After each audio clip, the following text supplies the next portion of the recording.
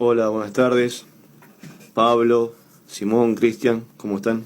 Todo bien, la verdad que contento de que estés aquí con nosotros. Vamos a hacer esta entrevista que teníamos pactados durante la semana. Y bueno, para que nos pueda hablar esto del contexto de pandemia, sabemos que hubo una comisión virtual del Consejo Deliberante, obviamente en la cual participaste como edil. Bueno, comentanos un poquito de cómo están trabajando en este contexto. Bueno, ahora ya estamos con comisiones presenciales. Hubo al menos una docena de comisiones virtuales. Las últimas se transmitieron por Facebook para que la comunidad pudiera verlas, escucharlas. Las anteriores eran por Zoom, con la participación obviamente de los concejales, las concejalas y la planta administrativa correspondiente al caso. Y tuvimos durante el marco del aislamiento social preventivo y obligatorio 5 sesiones extraordinarias presenciales. Bueno, ahora ya hemos vuelto a la vida casi normal, digo casi porque bueno, el público que puede asistir al consejo es escueto, ¿no? Porque no puede haber aglomeramiento. Bueno, tratando de cumplir, eso es una partecita, ¿no? Y tratando de cumplir con el mandato con el que se ha llegado a la banca. Exactamente, bueno, desafío muy grande porque nos representa a todos como ciudad, y por otra parte en este marco de pandemia que nadie se imaginaba, ¿no? Porque uno dice, bueno, voy a tener una responsabilidad un poco más suelto en el sentido de decir, bueno, puedo estar constantemente visitando al vecino y demás, y esto obviamente que no posibilita este tipo de accionar. Comentame cómo te estás acercando a la gente, de qué manera, cómo se viene desarrollando, por ejemplo, el trabajo de la cooperativa Nuestro Techo, que es fundamental para los vecinos de la ciudad. Bueno, últimamente empezamos a recorrido por los barrios en función de que nos llaman vecinas y vecinos, y durante el momento más tenso de la situación por el aislamiento, por la pandemia, la cercanía era a través de lo que solicitaba, ¿no? Ya no era en los servicios, no eran los carteles de las calles, no era la parada de colectivos, sino el bolsón de comida, ¿no? Y uno parte de la idea de que si el Estado no puede garantizar el plato de comida, el Estado no sirve, y mucho menos los funcionarios que cobramos sueldos altísimos, si no podemos garantizar la comida no servimos para nada, ¿no? Entonces, bueno, esa era la tarea fundamental, poder acercar bolsones de comida. Claramente una tarea pobre, pero el contexto ameritaba eso y obligaba a hacer eso. Bueno, eso durante el marco de la pandemia, ¿no? Bolsones de comida, pañales, medicamentos, garrafas. Hoy estamos acompañando 2 comedores. Uno en Andorra puede ser. Uno en Andorra, Corazones Solidarios, ahora uno en el Cañadón, en el marco de que estamos trabajando con el municipio para el traslado de la gente del Cañadón. Ayer tuvimos una reunión importante con Lorena Enríquez, la secretaria de Hábitat y Ordenamiento Territorial, programando y viendo de qué manera van a ser las viviendas en cuanto a lo arquitectónico, en cuanto a la composición de elementos, y fundamentalmente viendo de qué manera las vecinas y vecinos participaban en la construcción de ese nuevo hábitat, ¿no? Qué bueno. ¿Te acercaste con tus pares a Intendencia, donde se mantuvo un encuentro con el Intendente? Sí, esta semana nos convocó el Intendente para tratar diferentes temas, fundamentalmente esto que tiene que ver con la bajada de fondos nacionales para cloaca y agua, que van a contener a 700 familias, o va a ser un beneficio para 700 familias que no tenían servicios tan elementales como la cloaca y el agua. Así que bueno, sí, la verdad que sí, que es bueno, motiva, por supuesto que no alcanza, porque hay mucho más lo que hace falta, pero veníamos sin nada hace mucho tiempo, es un paso importantísimo.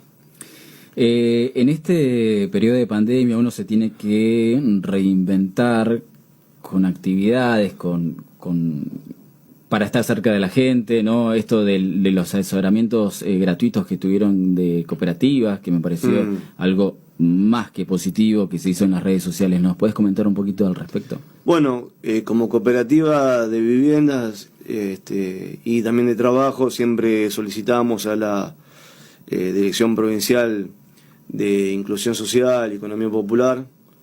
No sé el orden del nombre porque ha ido cambiando en el tiempo, sí. Pero bueno, le hemos solicitado que hubiese abogados, que hubiese contadores para asistir, y las personas de planta siempre han laburado para que han hecho todas las gestiones posibles, pero siempre desde el Estado provincial se negaba, ¿no? Justificadamente o no, siempre se negaba el recurso. Y las cooperativas en general se forman no por un deseo moral de decir vamos a armar una cooperativa porque queremos ser solidarios entre nosotros y cooperar, sino que se hace frente a una necesidad, frente a la falta de laburo, frente a la falta de vivienda. La gente se reúne inevitablemente, no por deseo, sino inevitablemente.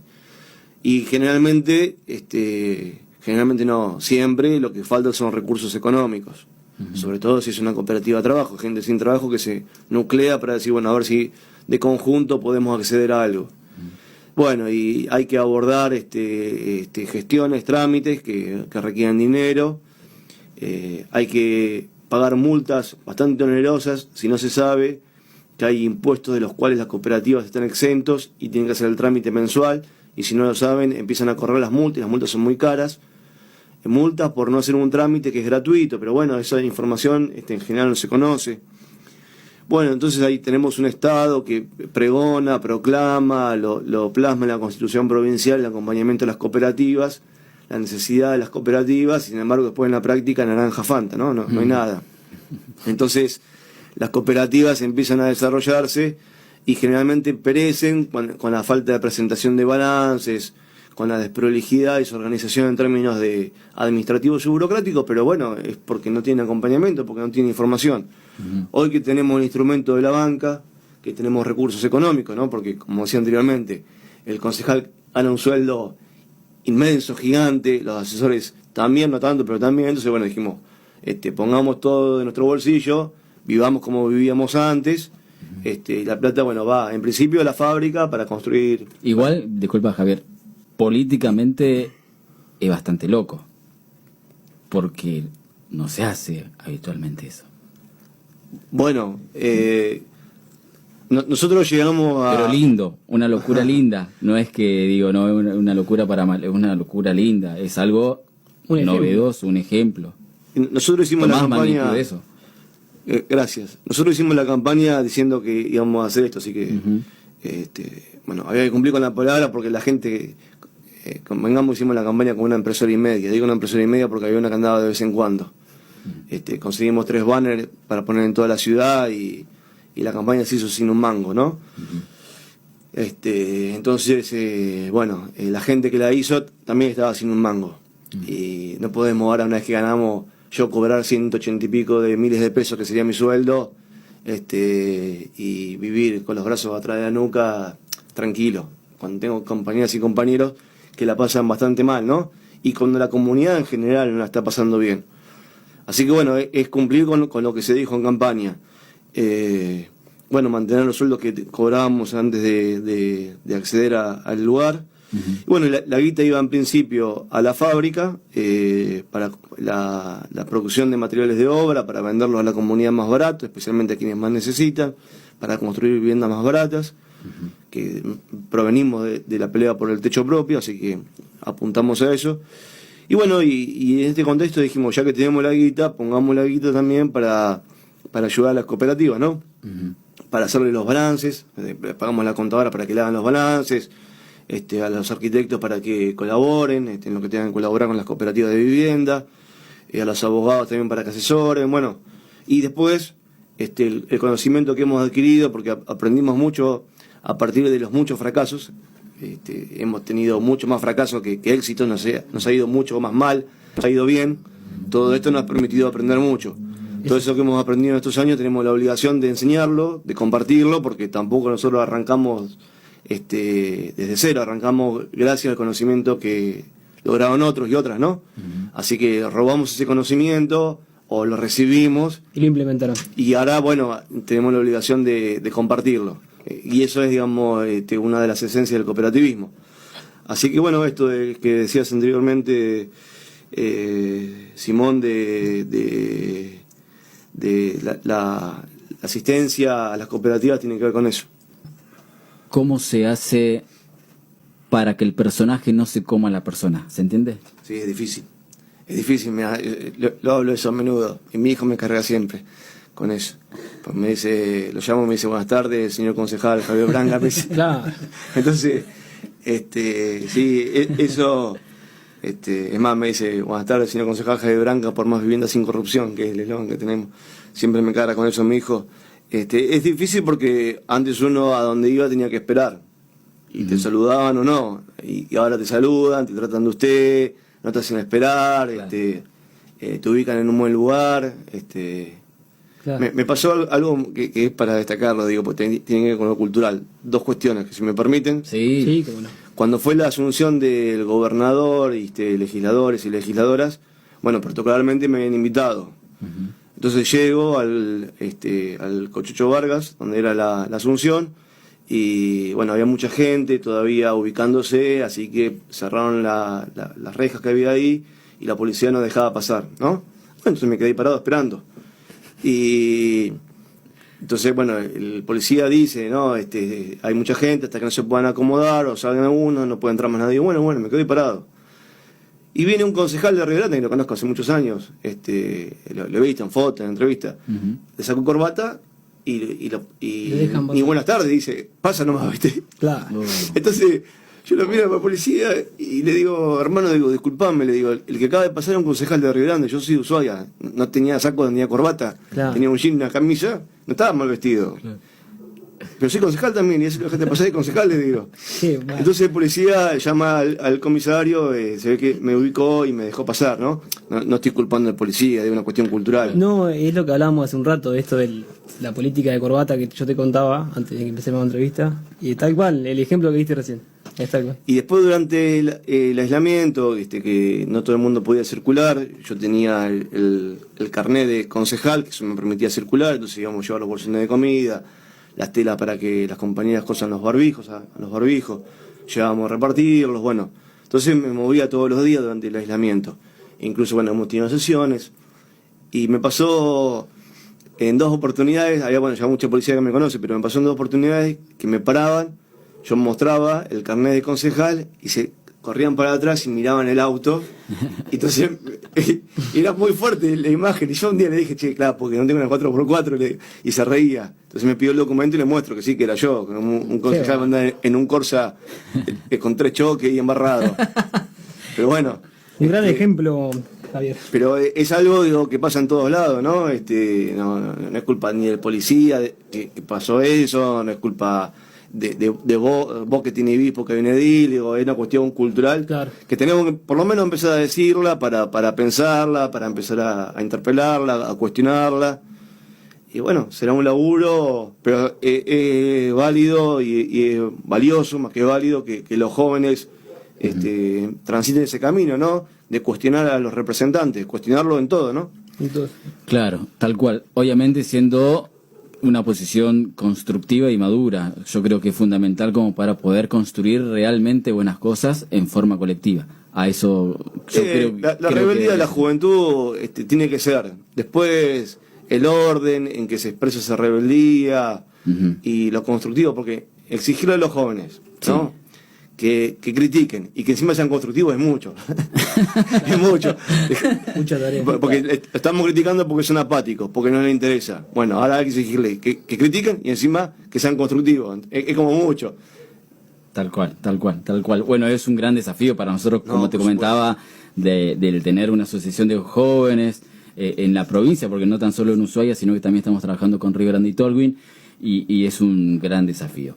Por otra parte, ¿qué es lo más urgente para vos que necesita el vecino? Viviendas. Ujú. Un techo porque la situación para los inquilinos y las inquilinas es sumamente complicada, y si sos empleado de comercio o empleada de comercio y hubo un acuerdo para achicarte el sueldo por la pandemia, peor. Si sos empleado gastronómico y no estás trabajando y te descuentan la mitad del sueldo, mucho peor. Si te despidieron porque no te pueden mantener porque no hay producción, aún peor. Si hacías changa, si nadie te contrata porque no hay guita para contratar a nadie, aún peor, entonces, y tenés que pagar alquiler y tenés que comer, no te puedes quedar en la calle, en Ushuaia menos, ¿no? O en la Tierra del Fuego menos que en otras partes. Así que la vivienda es algo fundamental. Hoy puedo decir con una cuota de esperanza importante que se ve que el Ejecutivo está trabajando en eso. Tampoco voy a endilgar la responsabilidad. Nosotros como consejeros también tenemos que ocuparnos y con la cooperativa también estamos cooperando, colaborando. Pero bueno, aparentemente hay una decisión política desde el Ejecutivo de no solo entregar tierra, sino también avanzar con las viviendas y esa intención no es solamente discursiva, sino también práctica. Digo, ha invertido en máquinas para la fabricación de materiales, ha invertido en un terreno para que se instale una fábrica para construir materiales de obra, hay decisión de que la gente del Cañadón no se le dé una tierra en un lugar mejor, sino que además se les haga la primera vivienda. Entonces digo, hoy hay todo lo que puede hacer el Ejecutivo es poco en comparación con la demanda que hay, ¿no? Pero bueno, hay una práctica decidida, empezar a transitarla y la verdad que eso da una cuota de esperanza. El que haya tanta diferencia de precios en Río Grande, Ushuaia, en tema de alquiler, hay demasiada diferencia de precios. ¿Es porque no hay tanta posibilidad de acceder a una vivienda como en Río Grande o por qué? Y puede ser un poco por eso. Estamos cotizados en dólares siendo residente. No sé, bueno, hay varias cosas, Cristian. Sí. Esa es una. Esa puede ser una, pero me parece la más sencilla. Es decir, no, las condiciones topográficas no permiten que se hagan viviendas, ¿no? Claro. Y es cierto que cuesta mucho más llevar los servicios al Escondido que la margen sur de Río Grande, ¿no? Digo, una cosa, ahí en la meseta, es más llano, entonces es mucho más fácil que llevarlo a la montaña, eso sin lugar a dudas. Después se dan cuestiones como, por ejemplo, que no es menor, cuando Colazo asume como gobernador, se trajo un montón de funcionarios de Río Grande, no es por criticarlo a Colazo, se trajo un montón de funcionarios de Río Grande y los precios de los alquileres, me acuerdo que aumentaron un montón. Después cuando Colazo dejó de ser gobernador, los precios no bajaron. Claro. Siguieron aumentando escalonadamente, pero ese aumento precipitado, que se dio en ese momento, no se corrigió. Bueno, ahora también tenemos un gobernador de Río Grande, han venido muchos funcionarios de Río Grande y eso también ha hecho que los alquileres aumenten. Luego hay otra cuestión que tiene que ver con el turismo internacional, y vos tenés una casita y le metés 2 o 3 habitaciones, o haces unos departamentitos, lo alquilás al mercado del turismo extranjero, y eso también hace que aumenten los precios en general, ¿no? Después habrá especulación y habrá otros elementos más, pero me parece que estos 3 son los fundamentales: la cuestión topográfica, la cuestión de que cada vez que tenemos acá, digamos, la capital de la provincia, cada vez que vienen funcionarios de otra ciudad, hay mayor demanda, y convengamos que los funcionarios vienen con mucha guita, entonces te suben la vara para el vecino y vecina del precio de los alquileres, y la cuestión del turismo extranjero, que ahora el turismo, bueno, al no estar, debieran bajar los precios. Pero no lo hacen. Obviamente. Exacto. O tendrían que tener un precio de residente. Claro. Sí. A ver tu documento. Claro. Tac. Exactamente. Y otro tema te quería comentar, quizás no sea tu área, pero ¿qué pensás de la situación que están viviendo los metalúrgicos en este momento? Que no se sienten representados los trabajadores con el gremio. Anoche me mandó unos audios el Chelo, un compañero de la hinchada del Rojo. Sí. Ajá. Y él labura en la fábrica, el hermano es delegado del sindicato, de la UOM, y bueno, hoy va a ir a manifestarse. Bueno, no me quiero meter en cuestiones internas de un sindicato, hay que estar ahí en los zapatos, bueno, no quiero decir nada al respecto.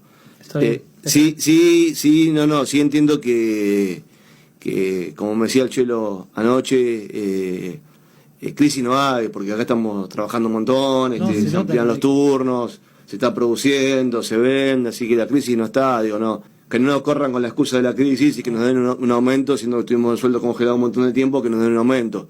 Claro. Y bueno, pasa siempre, Cristian, el abuso de la patronal tiene la medida justa de la indiferencia del Estado, ¿no? Claro. Cuanto más indiferente sea el Estado, cuanto menos se involucre el Estado, la patronal avanza. Y el único dique de contención para ese avance de la patronal es la clase trabajadora organizada. Me solidarizo con todo reclamo de la clase trabajadora, siempre considero que es justo, puede ser que en algún momento haya, en algún caso, alguna exageración de algo, pero en principio si se manifiestan, no creo que sean porque estén aburridos y salgan a la calle. Si se manifiestan es porque el sueldo no les alcanza, y que el sueldo no les alcance no hace falta que lo diga un concejal ni ningún funcionario, todos lo sabemos. La situación de taxis, te vimos con Gabriel de la Vega apoyando a los remiseros, sí. Remiseros, taxis, sí. Sí, bueno, los taxis también. Anoche he hablado con Daniel, el presidente de la Asociación de Taxis. También tuve una reunión con los muchachos de la comisión de los remises de Bahía Hermosa y Carlitos. Frecuentemente Carlitos. Bueno, es una situación complicada y vuelta al mismo diagnóstico. Hay una ordenanza que rige el servicio de los remises que tiene 32 años, ustedes no habían nacido. Entonces, la ordenanza habla de la comuna de Ushuaia y habla de la certificación técnica comunal. Digo, no había ciudad de Ushuaia, no había RTO, claro. Era otra ciudad, bueno, ni siquiera era ciudad, peor todavía. Una comuna. Era otro mundo, otro universo, otro escenario completamente diferente al de ahora. Entonces, bueno, en estos 32 años, si bien ha habido algunas modificaciones, la ordenanza en su espíritu sigue vigente, y como he dicho en cada entrevista al respecto, yo puedo decir que estoy en contra de cómo opera Alberto Esperanza. Lo cierto es que lo ha hecho todo en el marco de la ley.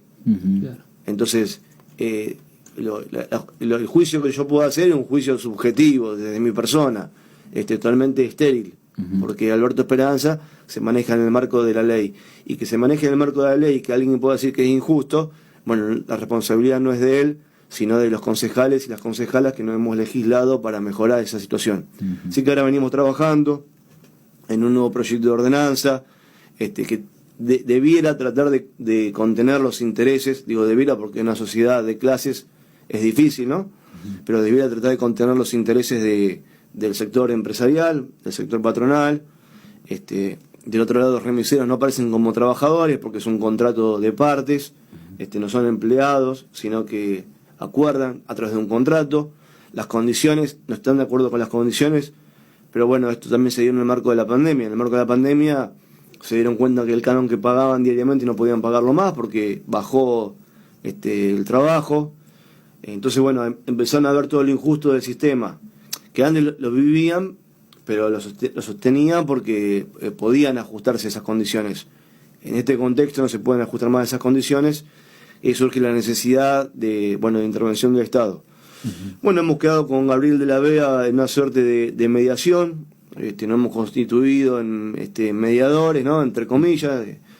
Antes de aplicar, acordamos tanto con el piquete, que se había formado ahí por los remiseros y remiseras, que antes de que ellos desarrollen una nueva acción directa, como llevar los autos a la puerta de la agencia y bloquear la frecuencia, cortar el servicio, antes de eso nos iban a avisar.